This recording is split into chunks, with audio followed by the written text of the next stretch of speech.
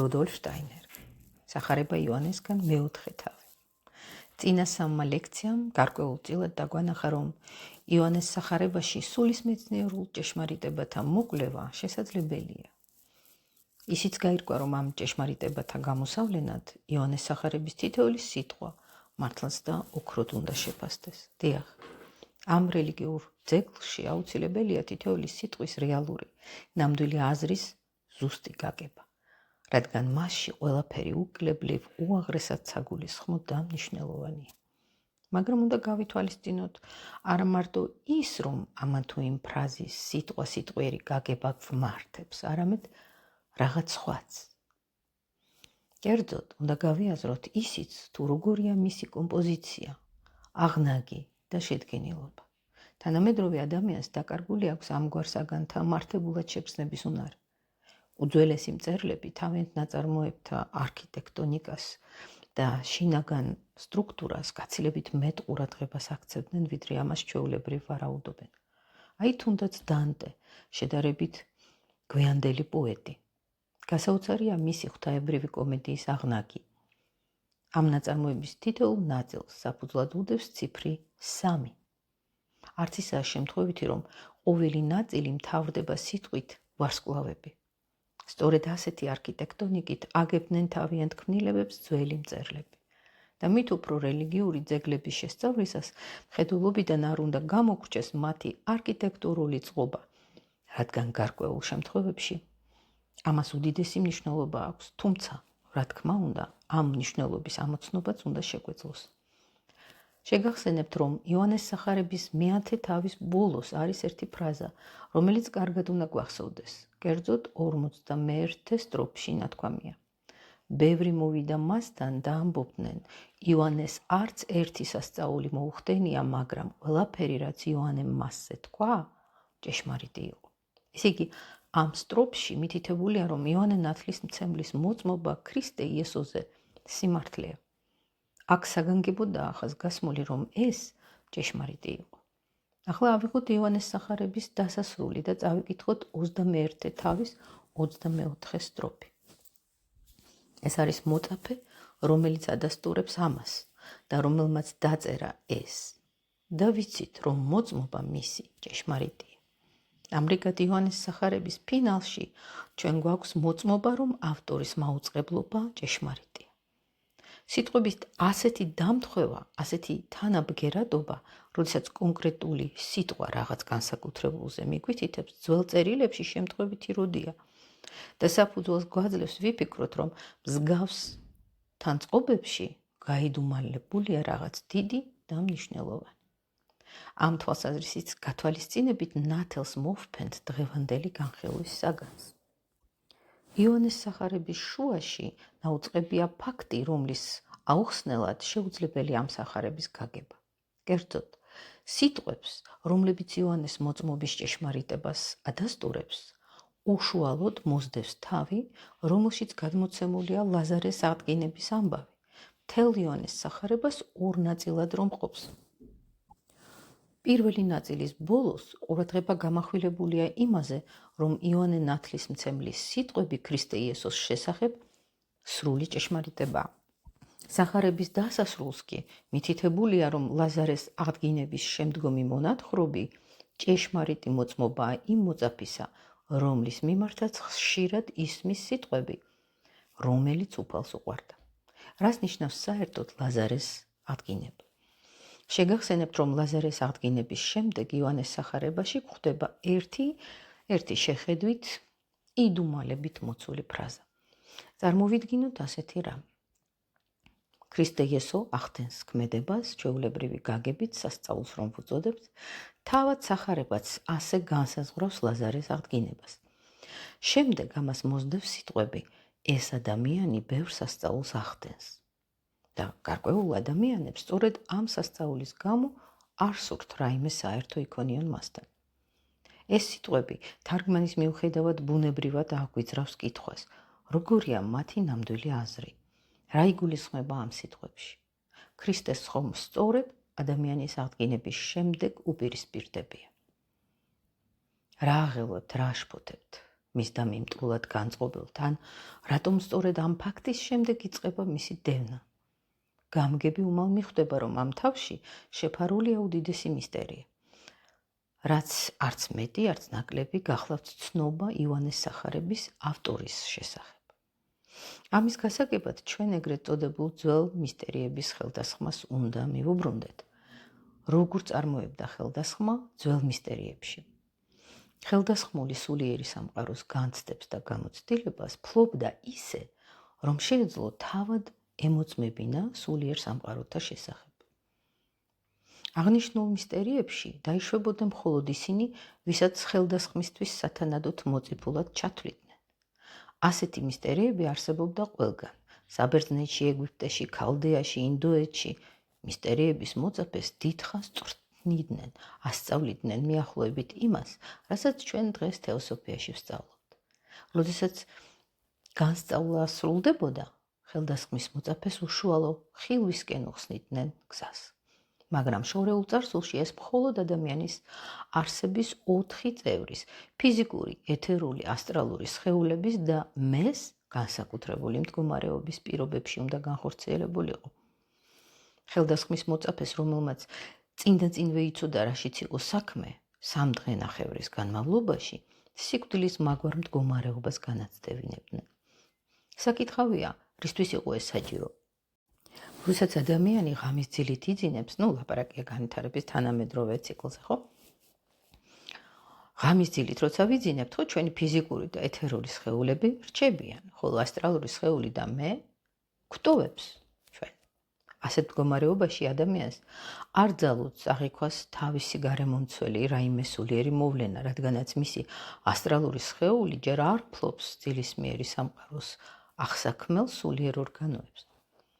მხოლოდ გამოღვიძებისას, როდესაც ასტრალური სხეული და მე უბრუნდება ფიზიკურ და ეთერულ სხეულებს, ადამიანს ზუსტად მაშინ ადამიანი იყენებს რა, მხედველობას და სმენას, კვლავ შეუძლია აღიქვას ფიზიკური სამყარო, თავისი გარემოცვა.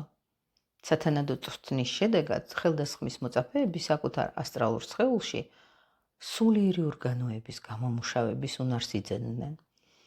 ამის შემდეგ მათ უნდა ეზრუნათ, რომ ის, რაც ასტრალურმა სხეულმა შეიძინა, ეთერულ სხეულში ჩატვირთულიყო. ეს იყო არსებითი. ფაქტიურად ხელდასხმისთვის მზადებაში იგულისხმებოდა ის, რომ ადამიანი უნდა მისცემოდა გარკვეულ შინაგან პროცესებს, რომლებიც მის ასტრალურ სხეულს გარდაქმნიდა. მაგრამ იყო დრო, როდესაც ადამიანს იმ ცხოველთა მსგავსად მზის სინათლეს რომ არ ენახვებიან და მხედველობაც არ გააჩნიათ, არც ფიზიკური თვალი ქონდა, არც ფიზიკური ყური. მათ ადგილას მხოლოდ რაღაც უმოქმედო, სრულიად განუვითარებელი ორგანოები აღენიშნებოდა. თვალს სინათლე აფორმებს, ყურს ბგერა, შესაბამისი შინაგანი განცდებით თუ განწყობით თანხლებული სამედიტაციო და საკონცენტრაციო სავარჯიშოები. ისე მოქმედებდა და მოქმედებს ადამიანზე, როგორც სინათლე თვალზე და ბგერა ყურზე. ამით ასტრალური სხეული ერთგვარ სახეცვლილებას განიცდის. შედეგად ასტრალურ, უმაღლეს სამყაროში შემეცნებისთვის საჭირო ორგანოები იქმნება. მაგრამ ეს ასტრალური ორგანოები ეთერულ სხეულშიც ასევე სათანადოდ უნდა მომწიფდეს, რათა ასტრალურ სხეულში თავდაპირველად გამომუშავებული ეთერულ სხეულშიც ჩაიბეჭდოს. მაგრამ ვიდრე ეთერული სხეული ფიზიკურ სხეულშია მოქცეული, ამ სავარჯიშოთა შედეგების მასში ჩაბეჭდვა ყოვლად შეუძლებელია. ეთერული სხეული უნდა გამოვიდეს ფიზიკურიდან. და სწორედ ზემოხსენებულ 3 დღე-ნახევრიან სიკვდილის მაგვარ ძილში, როდესაც ეთერული სხეულიც გამოყავდათ ფიზიკური სხეულიდან, რათა ყოველივე, რაც მანამდე ასტრალურ სხეულში იყო მომზადებული, ეთერულ სხეულში ჩაბეჭდილიყო, ადამიანი სულიერი სამყაროს განცდას ეძლეოდა და როდესაც ქურუმი, ინიციატორი, კვლავ დააბრუნებდა ფიზიკურ სხეულში, იგი უკვე სულიერი სამყაროს ხთომილებათა უშუალო მოწმე გახლდათ. ქრისტე იესოს მოვლინებამ ბათილყო ამ პროცესის საჭიროება. ამიერიდან სამდღენახევრიანი სიკვდილის მაგვარი ძილი შეიძლება შეიცვალოს ძალით, რომელიც თავად ქრისტედან მოედინება. ახლა ჩვენ დავრწმუნდით, რომ იონეს სახარებაში უდიდესი ძალებია ჩადებული და დღეს ასტრალურ სხეულს უნარი აქვს ეთერულ სხეულს, როდესაც ეს უკანასკნელი ფიზიკურ სხეულშია, ხო, გადასცეს, რაც მასში შემზადდა. ესე იგი, ასტრალური სხეული უნარს იძენს, რომ გადასცეს, რაც მასში შემზადდა, გადასცეს ეთერულ სხეულს მაშინაც კი, როდესაც ეს ეთერული სხეული კვლავ ფიზიკურ სხეულშია. მაგრამ ამისთვის საჭირო იყო ქრისტე იესოს მოვლინება. მანამდე ადამიანს ზემო აღწერილი პროცესის გარეშე მედიტაციის და კონცენტრაციის ასტრალურ სხეულის მიერი შედეგის ეთერულ სხეულში ჩაბეჭდვა არ შეეძლო. და როგორც ითქვა, ხელდასხმის მოწაფე ქურუმის მიერ ღრმა სიკვდილის მაგვარი ძილში ხელდასხმის მოწაფე ქურუმის მიერ იძირებოდა ღრმა სიკვდილის მაგვარ ძილში. ამ მდგომარეობაში მას მოატარებდნენ უმაღლეს სამყაროებს. შემდეგ კი ქურუმი ინიციატორი კვლავ შემოიხმობდა ფიზიკურ სხეულში და ხელდასხმული იმიერიდან საკუთარი განცდის პირადი გამოცდილების საფუძველზე გარშემო მყოფთ სულიერი სამყაროს უშუალო მოწმედ ევლინებოდა. ყოველივე ეს უდიდესი იდუმალების ვითარებაში ხორციელდებოდა. გარე სამყარომ არა იცოდა რა ამის შესახებ. ქრისტე იესოს მეშვეობით ხელდასხმის ძველი ფორმა იმ ძალთა საფუძველზე, რომელთა შესახებ მოგვიანებით კვლავ ვილაპარაკებთ, ახლით უნდა შეცვლილიყო.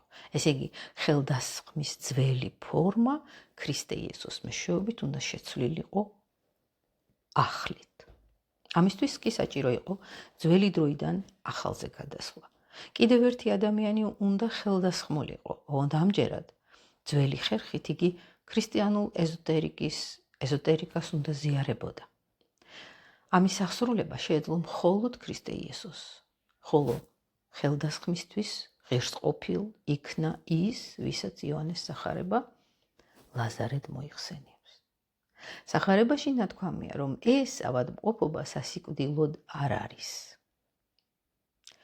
ესე იგი, გარკვევითაა მითითებული, რომ სამდღენახევრიანი სიკვდილის მაგვარ ძილთან გვაქვს საქმე.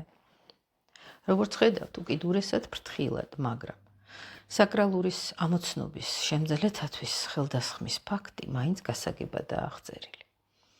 ლაზარეს ინდივიდუალურობისთვის განისაზღვრა ხელდასხმა, რომელიც მას სულიერ სამყაროთა მოწმედ გადააქცევდა. და აქ გაისმის მისტერიების ენაზე უდიდესი აზრის და მნიშვნელობის განმაცხადებელი სიტყვა. უფალს უყვარდა ლაზარე. რას ნიშნავს მისტერიების ენაზე უყვარდა? ეს არის სიტყვა მოწაფისა და მასწავლებლის დამოკიდებულების გამომხატველი. უფლის საყვარელი მოწაფე არის ინტიმური, ხელდასხმულთ შორის რჩეული მოწაფე.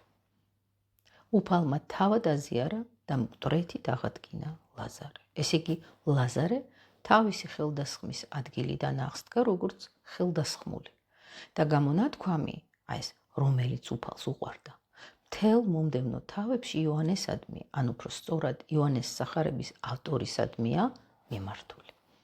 სახელი იოანე აღარცაა ნახსენები. სწორედ ის გახლავთ უფლის საყვარელი მოწაფე. მისგან წარმოსდგა იონეს სახარება. იგია აღდგენილი ლაზარე.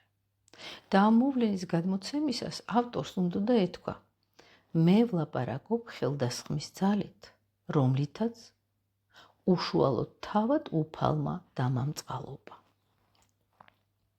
ამიტომ იონეს სახარების ავტორი ლაზარეს აღდგინებამდე მოვლენებს მკვეთრად მიჯნავს იმისგან, რაც მისი აღდგინების შემდეგ ხდება. ლაზარეს აღდგინებამდე ჩვენს წინაშე სულის შემეცნების ღირსყოფილი ძველი ხელდასხმული და ხაზგასმულია მისი მოწმობის ჭეშმარიტება.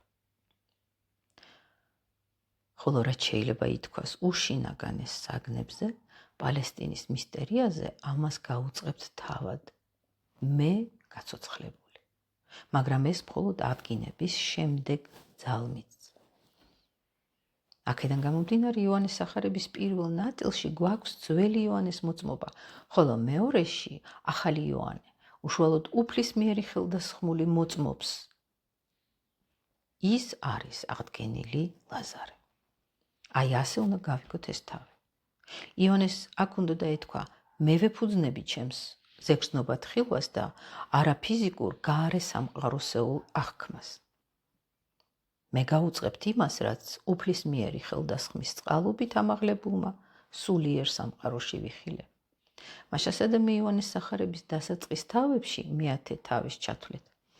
მოცემული ქრისტე იესოს დახასიათება იმ შემეცნებას განეკუთვნება, რომლის მფლობელი ადამიანი ჯერ არ ზიარებულა ამ სიტყვის უშინაგანი სიმნიშნელობით თავად ქრისტე იესოს მიერ. შეიძლება გვეფიქრა კეთილი და პატიოსანი, მაგრამ ჩვენ ხომ ესაა მოვისმინეთ უღრმესი შინაარსის სიტყვები ქრისტე იესოზე, როგორც განსხეულებულ ლოგოსზე, მსოფლიო ნათელზე და ასე შემდეგ. დიახ, ეს მართლაც ასია და ამაში არაფერია გასაკვირი. რამე თუ ქრისტე იესო, მიაქციეთ ამას ყურადღება. ქრისტე იესო, რომელიც დედამიწას უნდა მოვლინებოდა, არც ძველი მისტერიებისთვის იყო უცხო და უცნობი არსება. ყველა მისტერია მიუთითებდა, რომ უნდა დაბადებულიყო ღმერთის მხოლოდ შობილი ძე. ამიტომაც ძველ ხელდასხმულებს წინასწარმეტყველებს უწოდებდნენ, მათ უნდა ეწინასწარმეტყველათ მომავალი. ასე რომ ყველა ხელდასხმული ერთ მიზანს ემსახურებოდა განეჭვრიტა და კაცობრიობისთვის ეუწყებინა ქრისტეს მოვლინება. და იოანე ნათლისმცემლისთვის მისი ცოდნიდან გამომდინარე ცხადზე ცხადი იყო, რომ მის წინაშე იესოს სახით იდგა ის, ვიზეც მისტერიები უწყებია. ყოველივე ეს ერთ მთლიან კავშირში და თვით იოანე ნათლისმცემლის ქრისტესადმი კავშირში იკვეთება მხოლოდ მაშინ, როცა ორ კითხვას ვპასუხობთ. პირველი, როგორია იოანე ნათლისმცემლის მიმართება თავის ეპოქასთან? და მეორე კითხვა, იოანეს სახარების დასაწყისში აღწერილ მოვლენათა ახსნა განმარტებისკენ გვაბრუნებს. მაშასადამე, რა ადგილს იკავებს თავის ეპოქაში იოანე ნათლისმცემელი და საკუთრივ ვინ არის იგი? იგია ერთი მათგანი, ხელდასხმის მისტერიებში განაგონიდან და მიღებული მითითებებიდან, რომ უწყოდა მომავალი ქრისტეს შესახებ. მაგრამ ერთადერთია, ვინც თავის წინაშე მდგომ იესოში ქრისტეს მოვლინების საიდუმლო განაცხადა. ფარისეველთა და მწიგნობართათვის ქრისტე იესო არის ძველი ხელდასხმის პრინციპების მოწინააღმდეგე, თავისი მოქმედებით რომ ანგრევს ოდითგან კურთხევლადად წესებს. ისინი ჩვეული კონსერვატიულობით ამტკიცებდნენ, რომ ძველი ხელდასხმის ფორმა ხელშეუვალია. ასეთი კონსერვატიზმის საფუძველში გარკვეული წინააღმდეგობაც დევს. ერთი მხრივ გამუდმებული ლაპარაკი მომავალ ქრისტეზე და პარალელურად მისი რეალური მოვლენების სრული მიუღებლობა. ამიტომ ლაზარეს ქრისტეს მიერი ხელდასხმის ფაქტში მათ ცხადად უნდა დაენახათ განხეთქილება ძველ ტრადიციებთან. ეს კაცი ბევრ სასწაულს ახდენს, ჩვენ არ გვსურს რაიმე საერთო ვიქონიოთ მასთან. მათი აზრით ქრისტე მოღალატა ძველ მისტერიებს და გახსნილად აღასრულა ის, რაც მისტერიების საკრალურ წიაღში უნდა აღსრულებულიყო. აქედან გასაგებია, რომ მისი საქციელი განისაზღვრა როგორც მოღალატეობრივი და სავსებით საკმარისი, რათა მის წინააღმდეგ ამხედრებულიყვნენ. ეს მომენტი გადამწყვეტი აღმოჩნდა. აქ იწყება ქრისტე იესოს დევნა, რას წარმოადგენს ნათლისმცემელი სახარების დასაწყის თავებში. უწინარეს ყოვლისა იგია მომავალი ქრისტეს საიდუმლო ზიარებული ადამიანი, რომელმაც იმდენად კარგად იცის საიდუმლო, რომ ამაზე ლაპარაკი შეუძლია. მოგვიანებით იმასაც შევიტყობთ, თუ საიდან მოდის ნათლისმცემლის ასეთი გულდაჯერებულობა. ჩვენ უკვე ახსენით იოანეს სახარების სულ პირველი დასაწყისი სიტყვების მნიშვნელობა. ახლა მოდით ვნახოთ, რა წერია თავად ნათლისმცემელზე. ამისთვის უპირველეს ყოვლისა ხელთ უნდა გქონდეს ზუსტი თარგმანი. ჩვენ ხომ ჯერ მხოლოდ პირველი სიტყვები ახსენით. თავდაპირველად იყო სიტყვა და სიტყვა იყო ღმერთთან და ღმერთი იყო სიტყვა. ის დასაბამიდან იყო ღმერთთან. ყოველივე მის მიერ შეიქმნა და მის გარეშე არაფერი შექმნილა, რაც კი შეიქმნა. მასში იყო სიცოცხლე და სიცოცხლე იყო ნათელი კაცთა. და ნათელი ბნელში ნათობს და ბნელმა ვერ მოიცვა იგი. იყო კაცი მოვლინებული ღმერთის მიერ და სახელი მისი იოანე. ის მოვიდა სამოწმებლად, რათა ემოწმებინა ნათლისთვის და ამრიგად ყველას ერწყმნა მისგან. ის არ იყო ნათელი, არამედ მოწმე ნათლისა. იყო ნათელი ჭეშმარიტი, რომელიც განანათლებს ყველა კაცს მომავალს ქვეყნად. ამ ქვეყნად იყო და ქვეყანა მის მიერ შეიქმნა და ქვეყანამ ვერ იცნო იგი. ყოველ ცალკეულ ადამიანთან დაეშვა, მაგრამ ცალკეულმა ადამიანებმა არ მიიღეს იგი. ხოლო ვინც მიიღო იგი, მიეცა ხელმწიფება ღმრთის შვილებად გაცხადებისა.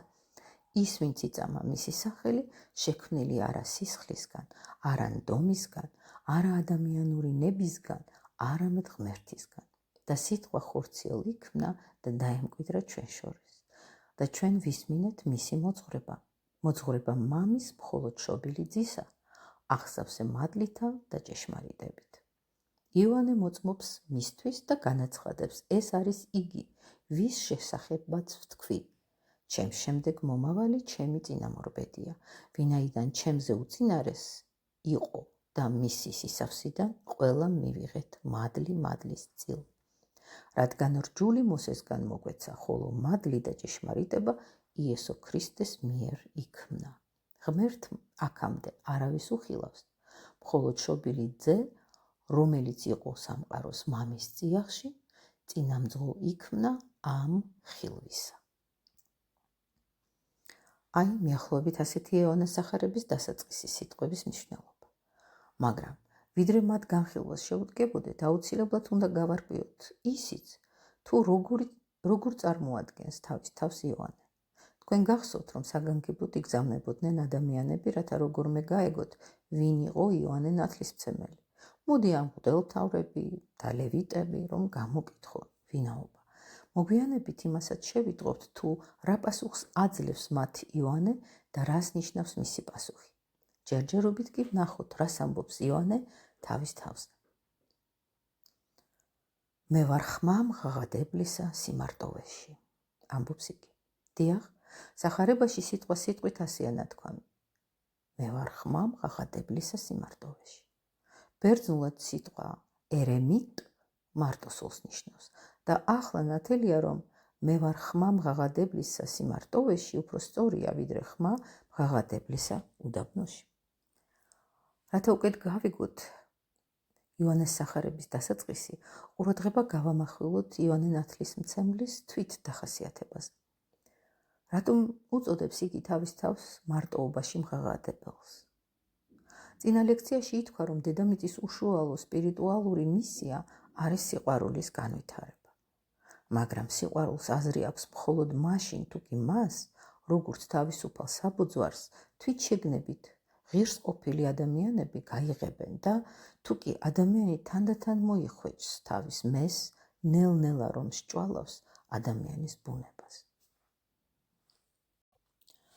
ვიცით, რომ ცხოველს როგორც ასეთ, საკუთარი ცალკეული მე არ გააჩნია.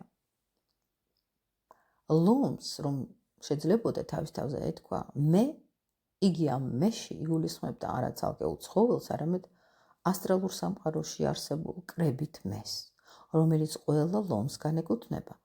ასე რომ ერთგვაროვან ცხოველთა მთელი ჯგუფი მეობად აღიქვამს იმ კრებით მეს, ასტრალურ პლანზე ზეგრძნობადად რომ აღიქმება.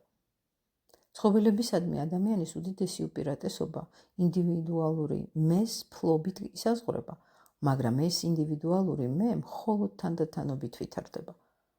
ადამიანებმაც თავისი არსებობა საერთო კრებითი მეთი დაიწყო. ეს მე ადამიანთა მთელ ჯგუფს ეკუთვნოდა. თუ კი უშორეს წარსულს დაუბრუნდებით და თვალს გადავავლებთ ძველი რასების ცხოვრებას, ყველგან მცირე ჯგუფებად შეკავშირებულ ხალხს შევნიშნავთ. ამ მხრივ არც გერმანელებს მოუწევთ შორს წასვლა. ტაციტუს, პუბლიუს კორნელიუს ტაციტუსი 50-117 წელი, რომაელი ისტორიკოსი. ტაციტუს უწერია: ცალკეული გერმანელი უფრო მჭიდროდაა დაკავშირებული თავის მუდმასთან, ვიდრე საკუთარ ინდივიდუალობასთან და ხერუსკად ან სიგამბრად ეს ძველგერმანული ტომები უფრო შეიგრძნობენ თავს ვიდრე დამოუკიდებელ პიროვნებადო. ამდენად დასძენს იგი თუ კი ცალკეული ადამიანი მთელი მოდგმის თანაზე არის. ისიც სულ ერთია ვინ იძიებს შურს მთელი მოდგმის ან მისი ცალკეული წევრისადმი მიყენებული წყენის თუ რაიმე ზიანის წილ. დროთა განმავლობაში ადამიანები არ ღვევენ ამ კავშირს და გამოდიან გვარტომის წინაღიდან. ტომი ვერ ინარჩუნებს სიმთელეს და იყოფა. ადამიანი ვითარდება და კრებითი სამშვენიველის ბუნებიდან თანდათან საკუთარი მეობის პიროვნულ თვითშეგნებას აღწევს. და თუ კი კრებით სამშვენიველს, კრებითი მეს ამ საიდუმლოს საერთოდ ვფლობთ, მაშინ ძალგვით შევიმეცნოთ გარკვეული საგნები და განსაკუთრებით რელიგიური დოკუმენტები. იმ ერებს, რომლებსაც უკვე შეეძლოთ თავისი მეს გარკვეულწილ აღქმა, ჯერ მაინც შემორჩენილი ჰქონდათ ისეთი მე, რომელიც განივრცობოდა არა მარტო სივრცობრივ, ანუ ერთდროულად მცხოვრებ ადამიანთა ჯგუფებზე, არამედ დროის გამჯოლ, წინაპრებამდეც აღწევდა. დღეს ადამიანის მოგონებები მხოლოდ მის ბავშვობამდე აღწევს, მაგრამ არსებობდა სხვაგვარი მეხსიერებაც, როდესაც ადამიანს ახსოვდა არა მხოლოდ საკუთარი მოქმედება, არამედ თავის მამა-პაპის ნამოქმედარსაც როგორც საკუთარს ისე აღიქვამდა. მისი მეხსიერება დაბადების და გარდაცვალების ზღვარს სცილდებოდა და აღწევდა იქამდე, სადამდე საერთოდ შესაძლებელი იყო სისხლისმიერი კავშირის შეგრძნება, ანუ გვარტომის ფუძემდებლამდე, ვისი სისხლიც თაობათა გამჯოლ ჯგებდა. შთამომავლობა ადამიანს ამ სისხლთან ერთად საუკუნეების მანძილზე ინახავდა და მის მოდგმის შვილთა შვილი თუ სხვა შთამომავალი თავის წინაპართა ქმედებებს და აზრებს როგორც საკუთარ თავს მეს უწოდებდა. თანდათანობით ადამიანმა გააცნობიერა საკუთარი პირად კუთვნილი მე. ადრე თავისი მოდგმის თუ იმ ჯგუფის კუთვნილებად რომ შეიგრძნობდა, ვისთანაც დროისა და ასევე სივრცის მიმართებითაც სისხლით ერთიანობა აკავშირებდა. ფიზიკურ პლანზე ეს გარეგნულადაც სახელწოდებებშიც აისახებოდა. შვილს ახსოვდა არა მარტო თავისი ქმედებები, მისი მეხსიერება მამის, პაპის და ასე შემდეგ. შორს თაობათა გამჭოლ განეფინებოდა და რასაც კი შემოწერდა ყველაფერს იმ ძველ წარსულში ნოე, ადამი ეწოდებოდა. ამ სახელებში იგულისხმებოდნენ არა ცალკეული ადამიანები, არამედ ყველა ის მე მეხსიერებამ საუკუნეების მანძილზე რომ შემოინახა. იგივე საიდუმლო მჟღავდება პატრიარქების სახელებშიც. რატომ ცხოვრობენ პატრიარქები ასე დიდხანს?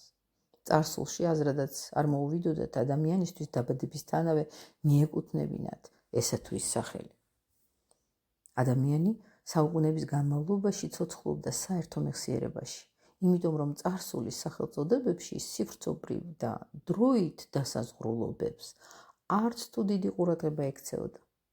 ასე ნელ-ნელა და თანდათანობით თავისუფლდებოდა ადამიანის პირად კუთვნილი მე კრებითი სამშვენველიდან და კრებითი მედან.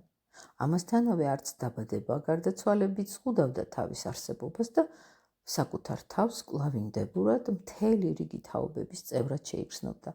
აქედან მოდის გამონათქვამი მე და მამა აბრაჰამი ერთი ვართ, ანუ ერთიან მეს განვეკუთვნებით. ყოველი ცალკეული ადამიანი თავს შეიგრძნობდა მთელის წიაღში, რამე თუ მთელი ხალხის ძარღვებში საერთო სისხლი ჩქებდა. და აი, დადგა ჟამი, როდესაც ადამიანებს სწორედ ამ ეროვნულ გარემოში თავისი ერთეული პიროვნული მე უნდა შეეძინათ და შეეგრძნოთ. ქრისტეს ადამიანისთვის უნდა მიეცა ყოველივე აუცილებელი, რათა მას ამ პირადულ ინდივიდუალურ მეში მყარად ეგრძნო თავი. ეს იყო მისი მისია. ამ მიმართებით გვაკვალიანებს სახარების გამონათქვამი, რომელიც ადვილი შესაძლებელი არასწორად იქნას გაგებული. აი ეს გამონათქვამი. ვინც არ მიატოვებს ცოლს და შვილს, დედას და მამას, ძმას და დას ვერ იქნება ჩემი მოწაფე. ეს არ ნიშნავს, რომ ჩვენ ასე პირდაპირ და უხეშად მოგვიწოდებენ გავიქცეთ ოჯახიდან. არამედ თქვენ უნდა იგრძნოთ, რომ ყოველი თქვენგანი არის ერთეული, ინდივიდუალური მე და რომ ეს ცალკეული მე უშუალოდ ერთიანია სულიერ მამასთან, რომელიც მსჭვალავს და ავსებს მთელ სამყაროს. დიახ, ადამიანი ერთიანია მამასთან. წარსულში ძველი აღთქმის მიმდევარი ამბობდა: მე და მამა აბრაჰამი ერთი ვართ, რადგანაც თავის მეობას სისხლის მიერ კავშირში შეიგრძნობდა. იმიერიდან კი მამის სულიერი საწყისიდან მომდინარე ცალკეულ მეს მეუფებას უნდა დაედოს დასაბამი. ცალკეული მეს მეუფებას უნდა დაედოს დასაბამი. იმიერიდან ცალკეული ადამიანის მთელთან მიმართებით უნდა განპირობებული იყო არა სისხლის მიერი კავშირი, არამედ მამის წმინდა სულიერი პრინციპის ცოდნა. იმ პრინციპის, რომლიდანაც გამომდინარე ჩვენ ყველანი ერთნი ვართ. მაშასადამე იოანეს სახარება გვაუწყებს, რომ ქრისტე არის უდიდესი მომადლებელი იმ იმპულსისა, რომელიც აუცილებელია, რათა ადამიანმა საკუთარ ინდივიდუალურ მეში შეიგრძნოს თავისი მარადიულობა. აი ამას ნიშნავს ძველი კავშირებიდან ერთგვარ კრებითი მშვენიერების მატარებელი კავშირებიდან ახალში გადასვლა. მაშასადამე ეს იქ ყველაზე მნიშვნელოვანია ეს მომენტია, რომ ადამიანმა საკუთარ ინდივიდუალურ მეში შეიგრძნოს თავისი მარადიულობა. ძველი აღთქმა უპირატესად კულტივირებს კრებითი მშვენიერების ხასიათს, სადაც ყოველი მე თავის თავს სხვა მესთან ერთობლიობაში აცნობიერებს. ეს ნიშნავს, რომ იგი ვერც საკუთარ თავს აღიქვამს და ვერც ხვებს, მაგრამ სანაცვლოდ მთელი სისავსით შეიგრძნობს წიაღს, სადაც ისინი ყველანი ერთად არიან. ეს არის ეროვნული, ანუ ტომობრივი მე. როგორი უნდა ყოფილიყო იმ მეს თვით შეგრძნება, რომელიც უკვე იმდენად მომწიფდა, რომ კიდეც ამოიზარდა კრებითი სამშვენიერების წიაღიდან. იმ ეპოქაში, როდესაც ადამიანმა შეძლო ეთქვა განსრულდა დრო, როდესაც ჩემს საკუთარ თავს, როგორც ცოცხალ ადამიანურ ჭეშმარიტებას, ყველა დანარჩენი მეს, ანუ კრებითი სამშვენიერების კუთვნილებად შევიგრძნობდი. ვიცი, მოგვევლინება ის, ვინ სამშვენიერს სულიერი პურით, პიროვნული, ცალკეული მესთვის განსაზღვრული პურით დააპურებს. დიახ, ჭეშმარიტად მარტოსულად უნდა ეგრძნო თავი ასეთ მეს. და სწორედ ამიტომ ქრისტეს წინამორბედს უნდა ეთქვა ასეთი სიტყვები. მე ვარ განცალკევებული მარტოსული მე და რა კიღა შევიგრძენ ჩემი სიმარტოვე? მე ვარ წინასწარმეტყველი, რომელსაც ჭეშმარიტ სულიერ საზრდოს მისი მე განმარტოებული აწვდის. აი ამიტომ უწოდებს იოანე წინასწარმეტყველი თავის თავს ხმას მღაღადებლისა სიმარტოვეში. საკუთარი მეს სიმარტოვეში, კრებით სამშვენოს რომ გამოეყო და გულის თქმას აღავლენს მისდამი, ვისაც ძალუც დაამწყალობოს დააპუროს ეს განმარტოებული მე. მე ვარ ხმა მღაღადებლისა სიმარტოვეში. აქ ჩვენ გვესმის უდიდესი ჭეშმარიტება, ყოველი ინდივიდუალური ადამიანური მე მთლიანად ეფუძნება საკუთარ თავს. საყუდარს მხოლოდ თავის თავში და სხვათაგან სრულიად დამოუკიდებლად პოვებს. და მხოლოდ ახლა, ბოლომდე და მთელი სისრულით ვაცნობიერებთ მნიშვნელობას სიტყვებისა მე ვარ ხმა მღაღადებლისა სიმარტოვეში.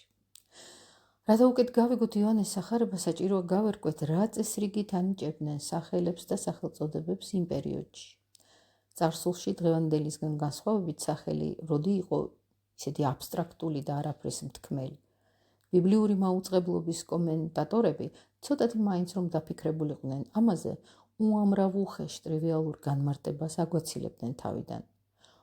უკვე მიგითითეთ, რომ როდესაც ქრისტე ამბობს მე ვარ ნათელი ქვეყნისა, აქ ჭეშმარიტად მოიაზრება, რომ ქრისტე იყო პირველი, ვინც მე ვარ იმპულსი და გამოხატულება ჩამოიტანა.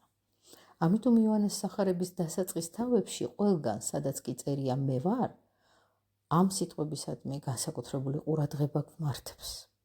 წარსულის ყველა სახელი და სახელწოდება ზედმიწევნით ზუსტად ესადაგება კონკრეტულ საგანს და ამავდროულად ღრმად სიმბოლურია. ამ თვალსაზრისით ორგვარ უხეშ დარღვევას ვაწყდებით. ბიბლიის ზედაპირული მიმომხილველები იტყვიან, აქ ძალზე ბევრი სიმბოლოა. ჩვენ წინააღმდეგი ვართ ბიბლიის ისეთი კომენტირებისა, სადაც თითქმის ყველაფერს თავისი სიმბოლური მნიშვნელობა აქვს. ამით ბიბლია როგორც ისტორიული მოვლენა, ასე ვთქვათ, მთლიანად ნადგურდება. მაგრამ ვინც ამგვარად ფიქრობს, ის საერთოდ ვერ ერკვევა სახარებაში. სიმბოლური განმარტება ოდნავადაც არაკნინებს და აბათილებს ისტორიულ სინამდვილეს. პირიქით, ხაზგასმით უნდა ითქვას, რომ ეზოტერული განმარტება ორივე მხარეს, ორივე მიმართულებას, ესე იგი ფაქტების ისტორიულ გაგებას და ამასთანავე მათ სიმბოლურ მნიშვნელობასაც ითავსებს.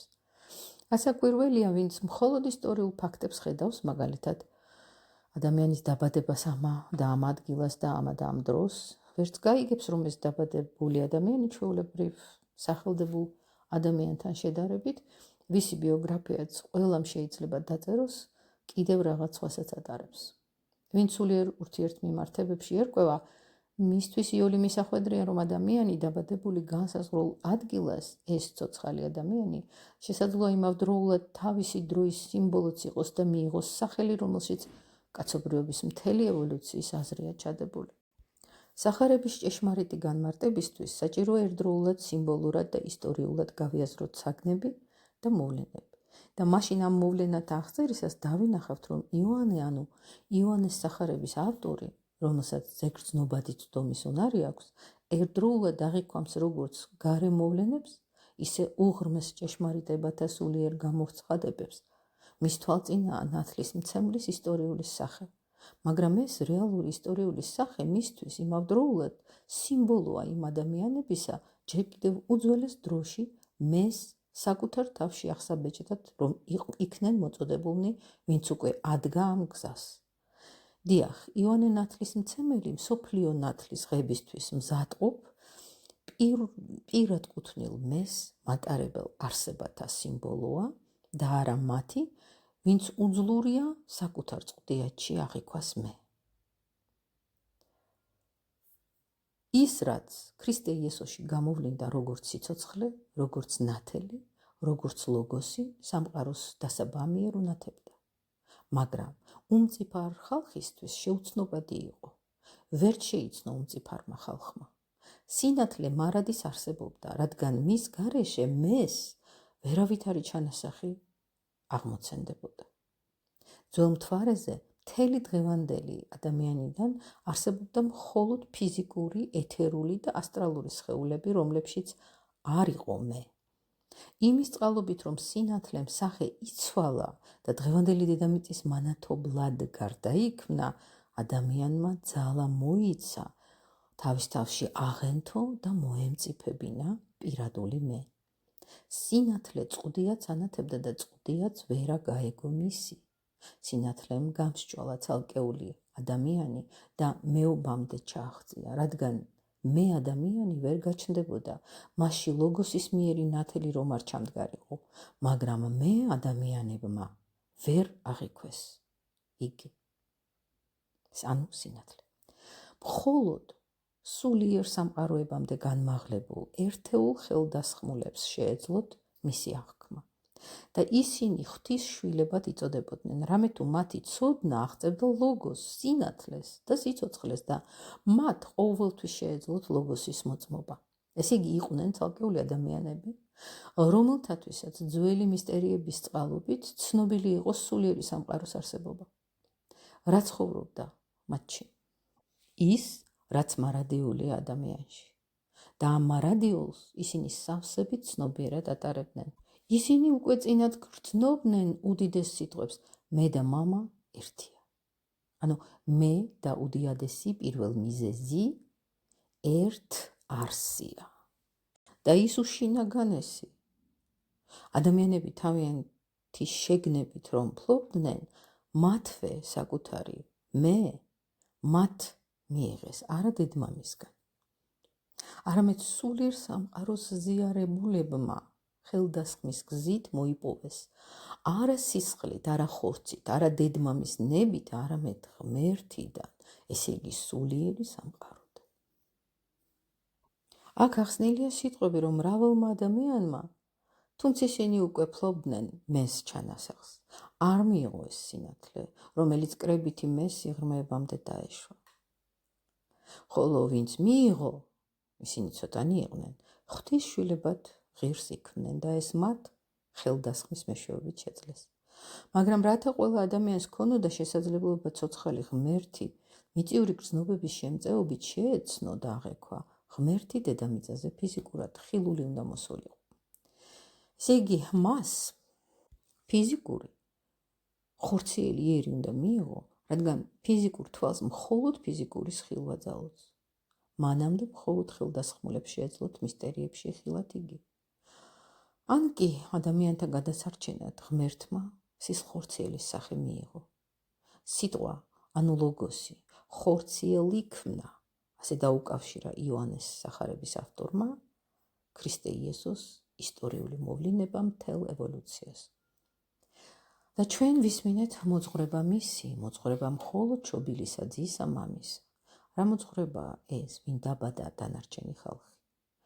შორეულ წარსულში, როდესაც დაიწერა სახარებები ფიზიკურ ხორციელად დაბადებულ ადამიანებს, ორ გზის შობილთ უწოდებდნენ, რადგან მათში დედისა და მამის სისხლი იყო შერეული. ხოლო არა ხორცის ნებით, არა ადამიანის ნებით და არა სისხლის შერევის შედეგად დაბადებული იწოდებოდა ღმერთისგან შობილად. ამას ნიშნავს ერთხელ შობილი, მხოლოდ შობილი. ისინი, ვინც ადრე ღვთისშვილებად იწოდებოდნენ, ყოველთვის გარკვეული მიმართებით მხოლოდ შობილს წარმოადგენდნენ და მოძღვრება ძე ღვთისაზე არის მოძღვრება მხოლოდ შობილზე. ფიზიკურ ადამიანს ორ გზის შობილი ჰქვია, სულიერ ადამიანს მხოლოდ შობილი. აქ მითითებულია, რომ ადამიანს გარდა ფიზიკურისა სულიერად დაბადებაც ძალუძს. ესე იგი, მას შეუძლია შეენივთოს სულს, რომელშიც იგი მხოლოდ შობილად, ღმერთის შვილად გარდაიქმნება. ასეთი მოძღვრების პირველად მოტანა მხოლოდ განსხეულებულ სიტყვას შეეძლო. მისი წყალობით მოძღვრებამ საყოველთაო სახე მიიღო. მან მოუტანა ყველა ადამიანს მადლით და ჭეშმარიტებით ახსავსე მოძღვრება მამის მხოლოდ შობილი ძისა. მადლი, საბოძვარი გამორიცხავს ყოველგვარ ილუზიას, რომელიც გრძნობად სამყაროს ცდომილებათა ტყვეობაში მყოფ ორ გზის შობილ ადამიანს შეიძლება აღეძრას. ამ ილუზიის პირისპირ არსებობს ჭეშმარიტი მოძღვრება ქრისტე იესოზე, ადამიანთა შორის დამკვიდრებულ ლოგოსზე. აღნიშნულია მოძღვრების თანახმად იოანე ის ადამიანია, რომელმაც იცის, რომ მე ყოველ ცალკეულ ადამიანში დამოუკიდებელი უნდა გახდეს. მაგრამ ამასთანავე მან უნდა ამოწმოს ქრისტეს შესახებ. ამ დამოუკიდებელი პირადული მეობის შემწედრომ მოევლინება ადამიანს. იოანე ნათლად და მკაფიოდ აცხადებს. ჩემ შემდეგ მომავალი არის მე ვარ. ეხლა აქ ხო არ შეგეშალოთ, რომ ეს იოანე ნათლისმცემელი არ არის სახარების ავტორი იოანე. აქ ორივეზეა ლაპარაკი, მაგრამ იმედია იცით, რომ ეს განსხვავება არის, ხო? იოანე ნათლად და მკაფიოდ აცხადებს. ჩემ შემდეგ მომავალი არის მე ვარ. მარად ყოფი, ვინც უფლება მოსილია თქვას, უწინარეს აბრაჰამისა იყო მე ვარ. ჭეშმარიტად იოანეს შეეძლო ეთქვა ეს მე ჩემამდეც არსებობდა და თუმცა მისი წინამორბედი ვარ, ის ჩემზე უწინარესია. მე ვადასტურებ იმას, რაც დასაბამიერ ყოველ ადამიანში იყო და ჩემ შემდეგ მოდის ის, ვინც იყო ჩემამდე, აი ქრისტეზე მიუთითა იოანე ნათლისმცემელმა. ამას მოსდევს უმნიშვნელოვანესი სიტყვები და მისი სისავსიდან ყველამ მივიღეთ მადლი მადლისა წილ.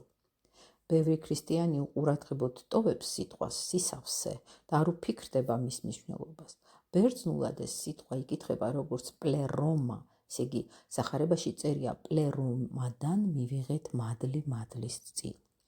აქ მოგახსენეთ, რომ იოანეს სახარების ყოველი სიტყვა უკეთო მისი გაგება გსურს, ოქროს ფასია. რას ნიშნავს პლერომა, სისავსე? ეს მხოლოდ მას ესმის, ვისთვისაც ცნობილია, რომ ძველ მისტერიებში პლერომას, ანუ სისავსის ცნებაში, სავსებით რეალური რაღაც იგულისხმებოდა.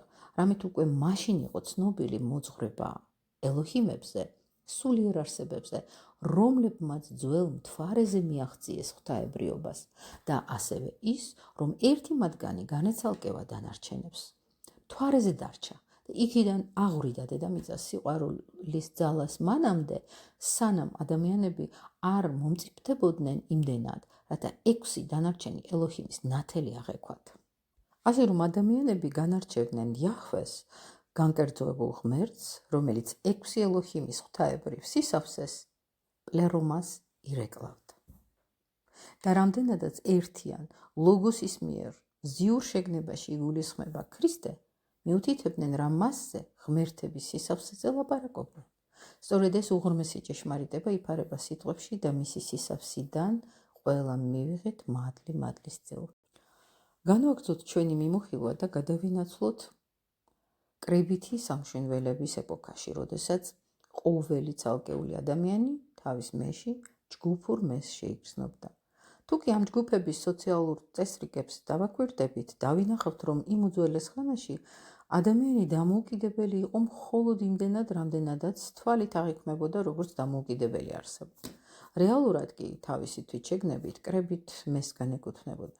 იგი ვერ აღიქვამდა საკუთარ ინდივიდუალობას და ამის გამო უძლური იყო მთელი სისავსით, მთელი თავისი არსით მიეღო სიყვარული. დიახ, ადამიანებს მხოლოდ სისხლისმიერი სიყვარული შეეძლოთ. სისხლისმიერი სიყვარული ყოველგვარი სიყვარულის საფუძველთა საფუძველია.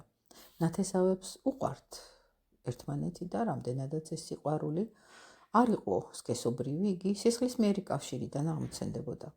ადამიანები თანდათან უნდა გამოთავისუფლდნენ ამგვარი სიყვარულიდან და განახორციელონ სიყვარული როგორც თავისუფალი საბოძვარი. დედამიწის ევოლუციის დასალიერს ადამიანები იქამდე განვითარდებიან, რომ მათი მე ამჯერად უკვე პირადული და მთელი თავისი არსით დამოუკიდებელი სამართლიანობის იმპულსებს საკუთარი არსიდან მიიღებს. ამ იმპულსების ძალით ჩვენი მე სიკეთეს და სამართლიანობას შეიქმს.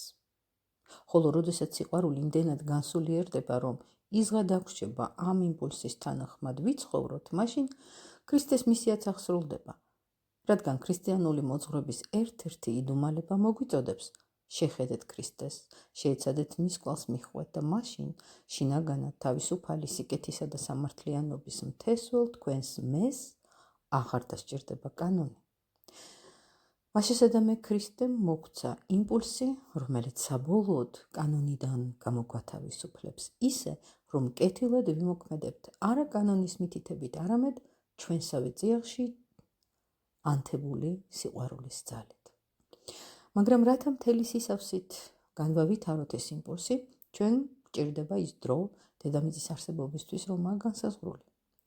ამის დასაბამი ქრისტე იესომ დაგვიდო და მისი სახება იქნება ის მარადიული ძალა, რომელიც ადამიანებს ამ მიმართებით აღზრდის, ვიდრე ისინი დამოუკიდებელ მეს მისაღებად და მომწიფდებიან.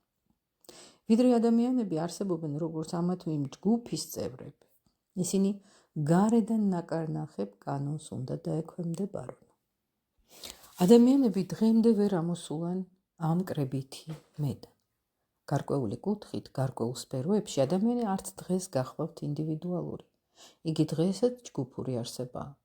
დამოუკიდებელი მე ჯერ კვლავ იდეალია. ეზოტერული განსწავლის გარკვეულ საფეხურზე მყოფ ადამიანს უთვისტომო ჰქვია. ადამიანი, რომელიც საკუთარი ნებით შედის კოსმიური ქმედებების ნაკადში, ინდივიდად იქცევა. იგი გარეგანი კანონით აღარ იმართება. ქრისტეს მოძღვრებაში ჩადებულია კანონის დაძლევის შესაძლებლობა, რამე თუ კანონი მოსედან მოდის, მადლი და ჭეშმარიტება ქრისტედან. მადლი ქრისტიანული გაგებით არის სამშვენველის უნარი, საკუთარი არსიდან თავად მოიმოქმედოს სიკეთე. მადლი და საკუთარ თავში გაცნობიერებული სიკეთე სათავეს ქრისტეში იღებს. ახლა თქვენ ხედავთ, თუ რაოდენ მნიშვნელოვანია ეს აზრი კაცობრიობის მთელი განვითარებისთვის. ქრისტეს მოვლინებამდე ხელდასხმის მოწაფეს აღქმის უმაღლეს სულიერ ორგანოებს უნვითარებდნენ. ეს იყო ქრისტეს მოვლინებამდე. გარე ფიზიკური თვალით არავის არასდროს უხილავს ღმერთი. მამის წიაღში არსებულმა მხოლოდ შობილმა ძემ პირველად მოგვანიჭა შესაძლებლობა ღმერთი დედამიწაზე ფიზიკური თვალით გვეხილა. მანამდე ღმერთი იყო თვალ შეუვალი, უხილავი და მხოლოდ მისტერიების ცენტრებში ცხადდებოდა ზეგრძნობადის წიაღში, ძილში ან სხვა რაიმე ხერხითა თუ გზით. ღმერთი გახდა ისტორიული გრძნობადი ფაქტი. მან სისხლხორციელის იერი მიიღო. აი ამას ნიშნავს სიტყვები. ღმერთი არასდროს არავის უნახავს, ღმერთის წიაღში არსებულმა მხოლოდ შობილმა ძემ გვიწინამწყვრა ამ ხილვაში. ამრიგად ჩვენ ვხედავთ, რაოდენ ნათლად მკაფიოდ ჩამოქნილი სიტყვებით, რომლებიც ჭეშმარიტად ფასდაუდებელია თუკი ეზოტერული ქრისტიანობის გაგებას ვესწრაფვით, აღწერს იოანე პალესტინის მოვლენას. შემდეგ ლექციაში ამ თემას კვლავ განვავრცობთ და დავინახავთ, რომ ქრისტე წარმართავს არა მხოლოდ მათ, ვინც კრებით სამშინველს უკავშირდება, არამედ დავინახავთ, როგორ შემოდის იგი ყოველ ცალკეულ ადამიანში და როგორ ცდილობს თავისი იმპულსით აღაშენოს მასში ინდივიდუალური მე. სისხლისმიერი ნათესაობა ძალაშია, მაგრამ მან სულიერი სიყვარული უნდა მიიღოს. სწორედ ამ სიყვარულით, თავისუფალ მედან, თავისუფალ მესკენ, სწრაფი სიყვარულით გვამწყალობებს ქრისტეს იმპულსი. ხელდასხმის ყოველი დღე ხელდასხმისთვის სულ ახალ და ახალ ჭეშმარიტებათა გაცხადება. ხელდასხმის ყოველი დღე ხელდასხმულისთვის სულ ახალ და ახალ ჭეშმარიტებათა გაცხადება. ამ მიმართებით უაღრესად მნიშვნელოვანია მესამე დღე, როდესაც ცნობიერდება ფაქტი, რომ დედამიწის განვითარებაში არსებობს განსაზღვრული წერტილი, რომელიც სულ უფრო და უფრო სულიერ ყოფს სისხლის მიერ მატერიალურ სიყვარულს. ეს ჭეშმარიტება ჩვენთვის ადამიანებისთვის უნდა გაცხადდეს როგორც სისხლისმიერი სიყვარულიდან საკუთრივ სულიერ სიყვარულში გადასვლა. ამაზე მიუთითებს ქრისტე იესოს ღრმა შინაარსით ახსავსე სიტყვები: მოვა დრო და ჩემი დროც ეს იქნება, როდესაც ადამიანები, რომლებიც არ იქნებიან სისხლის მიერ დაკავშირებული, ანუ პიროვნულად დამოუკიდებელი ადამიანები, უდიდეს საქმეებს გააკეთებენ, მაგრამ ეს დრო ჯერ წინაა. მას შესაძამე თავად ქრისტე, რომელმაც ამ მიმართებით პირველი იმპულსი მოგვცა, ერთ მეტად მნიშვნელოვან ვითარებაში ამბობს, რომ ეს იდეალი ოდესღაც აღსრულდება და რომ ამის დრო ჯერ არ დამდგარა. ეს აბზაცი კიდევ ერთხელ წავიკითხოთ. მას შესაძამე თავად ქრისტე, რომელმაც ამ მიმართებით პირველი იმპულსი მოგვცა, ერთ მეტად მნიშვნელოვან ვითარებაში ამბობს, რომ ეს იდეალი ოდესღაც აღსრულდება და ამის დრო ჯერ არ დამდგარა. იგი ამაზე წინასწარმეტყველურად მიუთითებს მაშინ, როდესაც მისი დედა სთხოვს, რაიმე იყონოს ხალხისთვის და ერთგვარი მინიშნებით აგებინებს, რომ უფლებამოსილია ხალხის სასიკეთო მნიშვნელოვანი ქმედებისკენ მოუწოდოს მას. რაც ჩვენ ამჟამად შეგვიძლია გავაკეთოთ, მიუგებს იესო, ჩემი და შენის სისხლისმიერი კავშირიდან მომდინარეობს. საკუთრივ ჩემი დრო, როდესაც ყოველი ცალკეული ადამიანი იქნება დამოუკიდებელი, თავისუფალი, ჯერ არ დამდგარა. ამაზე მიუთითებს იოანეს სახარების მეორე თავი, ქორწილი კანაში. ღვინო აღარ აქვთ, ეუბნება დედა. იესო მიუგებს, რომ ეს არის რაღაც, რაც ჯერ კვლავ უშუალო მიმართებაშია ჩემის და შენის, ესე იგი, ძველ სისხლისმიერ კავშირთან. ამას ნიშნავს სიტყვები ჩემი და შენი და ჩემი დრო ჯერ არ დამდგარა. აი ამ იდუმალებაზე მიუთითებს ეს ტექსტი, რომელიც ისევე როგორც ბევრი სხვა, ძალზე უხეშადაა თარგმნილი. აქ უნდა იყოს არა მერე და არა ჩემი და შენი საქმეა დედაო, ესეა ნათარგმნი, ხო? არამედ უნდა იყოს ნათარგმნი ასე, ეს დაკავშირებულიო ჩემსა და შენ სისხლის მიერ ურთიერთ მიმართებასთან.